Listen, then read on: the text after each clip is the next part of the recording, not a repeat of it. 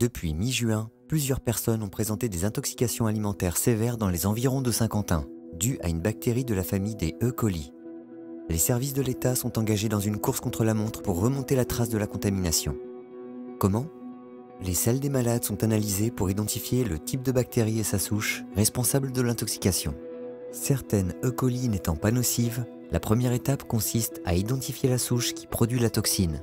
Les bactéries sont ensuite mises en culture pour extraire leur ADN, puis les chercheurs réalisent un séquençage de leur génome. Ces étapes nombreuses et complexes sont indispensables pour connaître la carte d'identité de la bactérie qui a intoxiqué le malade. Parallèlement, les autorités sanitaires enquêtent auprès du malade ou ses proches pour savoir ce qu'il a mangé dans les 7 jours précédant les symptômes et pour identifier les lieux d'approvisionnement. Des enquêteurs de la DDPP se rendent alors dans des commerces ciblés pour réaliser des prélèvements sur les surfaces et les aliments. Les échantillons sont ensuite envoyés à un laboratoire chargé de procéder aux mêmes analyses que pour les selles des malades. Les résultats doivent ensuite être comparés avec la bactérie qui a intoxiqué le malade. Toutes ces investigations et recherches scientifiques sont nécessaires pour savoir si les génomes des souches prélevées chez les patients et ceux des souches détectées dans des aliments sont identiques.